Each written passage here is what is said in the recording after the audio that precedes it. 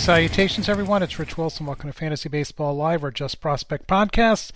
It is Wednesday, the 22nd of June, about 9:45 in the morning. I've got a long list of prospects here for you. The top, I've got 21 players in total, which I think is a record for me. I know there's 5 pitchers, so 21 minus 5 is 16 positional players. So I finally broke the 20 mark. There's a lot of famous guys here, a couple of guys that you probably have never heard of, and I threw in 2 kids from the Complex League, which is interesting. Usually the Complex League has got, it starts about the same time the draft is going off, so you see a lot of draftees there, but not so. It's filled with Latin players. And so when these are really young Latin players who played in the DSL last year, so a lot of young names coming out. But we're not seeing a tremendous amount of great play there yet. So once I think the July draft at the All-Star game happens and we get that new crop in there, I think you'll see the play come up. But there's still a lot of talent in the Complex League. So let's get started. First guy is a kid, I think, that just got called up, though he did not play yesterday, of course, because he plays for the Colorado Rockies. His name is Elehuris Montero. He is a first baseman. He is in AAA, maybe the major leagues at this juncture. He is 23 years old, 8 for 17 last week, 2 home runs, a stolen base, 1 strikeout, and 1 walk. Don't get too excited about the stolen bases. He is not fast. For the season, a 327, 395 on-base percentage, 13 home runs, 3 stolen bases, 21 strikeouts, 8% walk rate. 4 games in the major leagues this season. Earlier he came up, didn't really do a lot, but he doesn't look like he's got much left to prove in the minor leagues. Unfortunately, the problem is he was originally signed by the St. Louis Cardinals. Came over, and I forgot the trade that got him over into Colorado. I just can't remember. Anyway, so he came over into Colorado, and he was a third baseman. So he was signed as a third baseman. He really grew out of that position. Now he's regulated to first base, and unfortunately, the Colorado Rockies' best player is at first base, and C.J. Cron, who I think is signed through next year. He could play DH, but that's where they've got Charlie Blackmon playing primarily in the DH spot. Could he play a corner outfield? I didn't check his game log to see if he's played out there. I don't think so. I think he's first base or DH. But he's, to me, is an underrated prospect. He's got plus power, and I think he's going to make enough contact to hit at least 25 to 30 home runs at the highest level, particularly playing half his games in Coors Field. Again, there's no speed. I know he's got 3 stolen bases. Sure, if you put down 2 or 3 stolen bases for the year, okay, I'll give you that. You know, the back half of a double steal, or just he takes advantage of somebody not paying attention to him. He can definitely do that. But he's 23 years old with 40 grade speed now, so when he's 26 years old, he's going to have 30 grade speed and not steal any bases. So just kind of know that. But I like the player a lot. He is blocked. I don't know where he plays. I can't believe he'd go back to third base. That's where Ryan McMahon plays. Ryan McMahon's actually a pretty good defensive third baseman. Yeah, he is just not. I expected a lot more, I think, in Ryan McMahon's career than he's shown to date. I think he had a home run last night. Yeah, he went 3 for 4 last night with a 6 home run. I thought he'd be a 20 home run guy. He's more of a 15 home run guy. And again, playing half your games in Coors Field, you expect more. So he's a fine Major League Baseball player. But he's on a championship level team. He's probably not a starting third baseman. So he's probably a second division third baseman at this juncture, which is disappointing. I expect it more out of Ryan McMahon in his career. Maybe we'll see a second gear as he matures. But Elehuris, L-E-E-L Let me see how you spell that. Elehuris Montero, like in Rafael Montero. Very, very good prospect. But if you play the Tim McLeod game, which is, it's a lot about playing time, I don't know where he plays. I just don't. Number 2 is Francisco Alvarez. He is a catcher. He is with your New York Mets. He is in Double-A. He is only 20 years old, and this is his second week in a row that he has made the list. He was 8 for 22 last week, 2 home runs, no stolen bases. Talk about no speed. Definitely has no speed. 3 strikeouts and 4 walks. And for the season, a fine year so far. 284, 368, 4 home runs. Is that 4 home runs? Is not right. That can't be right. 26% strikeout rate and a 10% walk rate. Yeah, it's not 4 home runs because I think last week he had 10. So he's double-digit home runs by now. So apologies, I must have written that down incorrectly. I'll just repeat what I said last year. I think this guy's a chance to be an all-star. He's got plus power and a field to hit. I still don't think he gets called up this year, but boy, he is making a lot of noise. And the Mets are a good team. I don't think they need his bat. And defensively, it will be a step back for the Mets. So I think they've got to be very, very careful with calling him up too quickly. And again, he's 20. He's going to play the whole year as a 20-year-old. He doesn't turn 21 until November, and it's a catcher.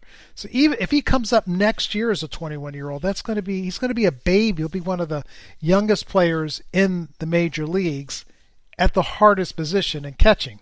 So, I mean, I don't think there's any rush to bring him up.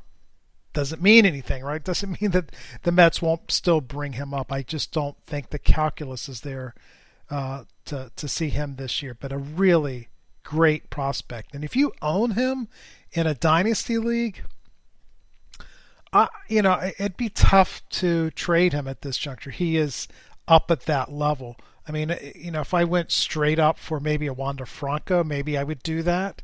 Because I think Wander Franco, as I've said all along, he's going to be a wonderful baseball player, obviously in the highest tax bracket now of baseball players.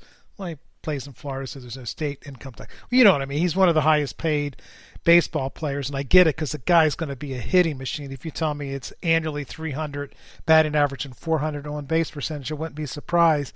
But if you tell me he's a 15-15 guy or 1 year pops 22 home runs or something like that, I also wouldn't be surprised. I just don't know how fantasy friendly those skills are. So you get full-time at-bats with Wander Franco on that side, less home runs. I don't think Alvarez is going to be, a hit and have the same on-base percentage skills. And because he's a catcher, probably won't get as many at-bats. So you're going to get more runs scored, probably similar RBI. So it feels like a pretty fair trade from that perspective. But that would be the kind of guy that I would want, like a pretty high-end, but maybe a slightly unique player. Because if you're an on-base percentage, like I really believe Wander Franco is going to be a huge asset.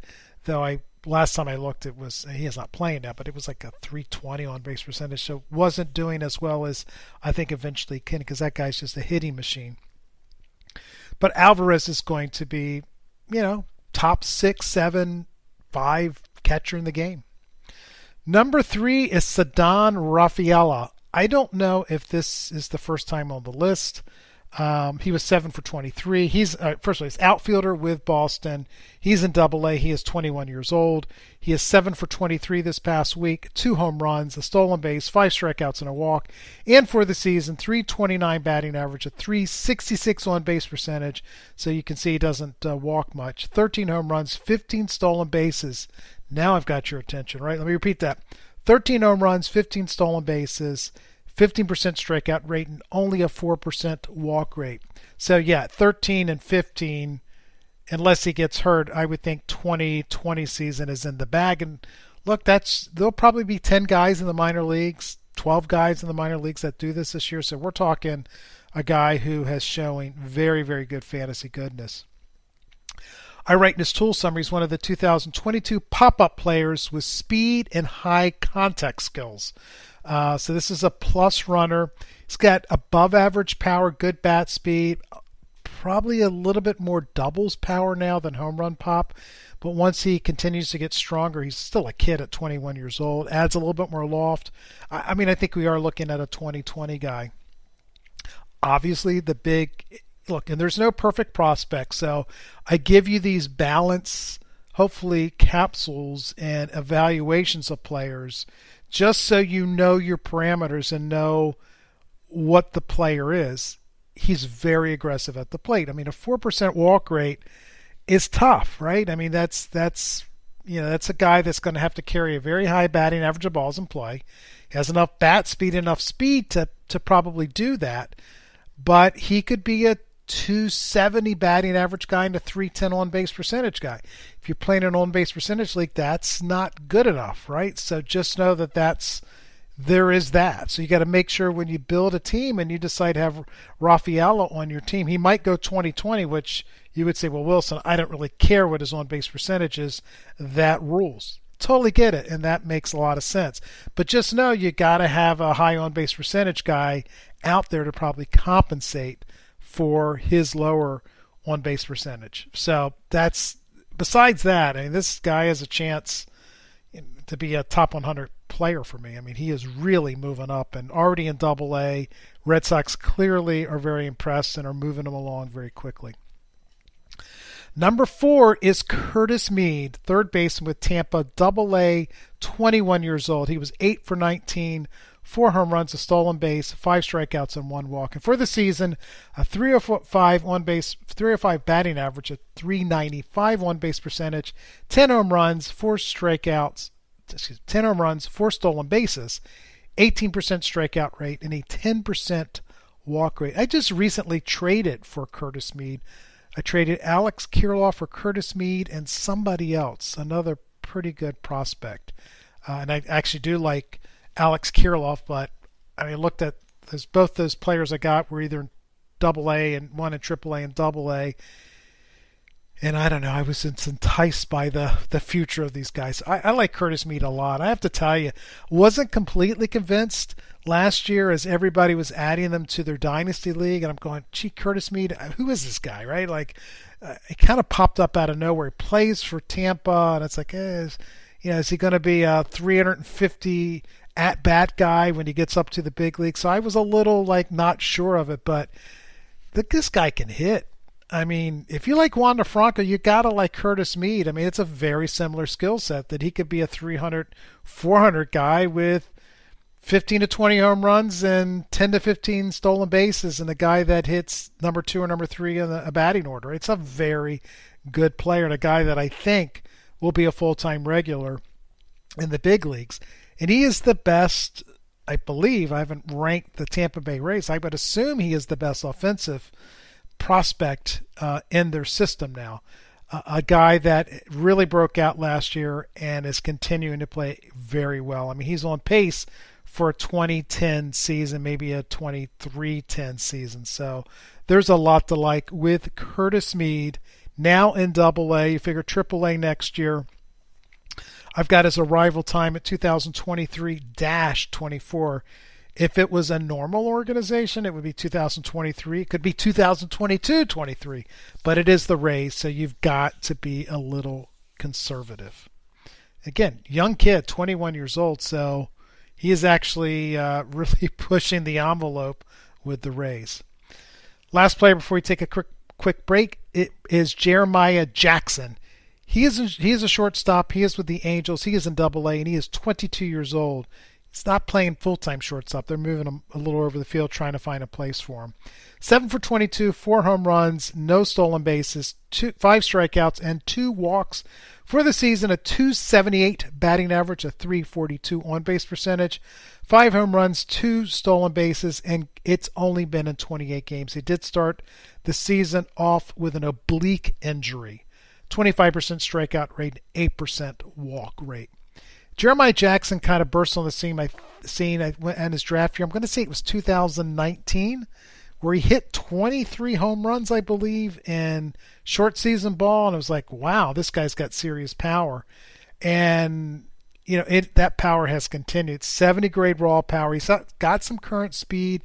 He's a big kid, skinny kid that as he puts on weight, you can see that speed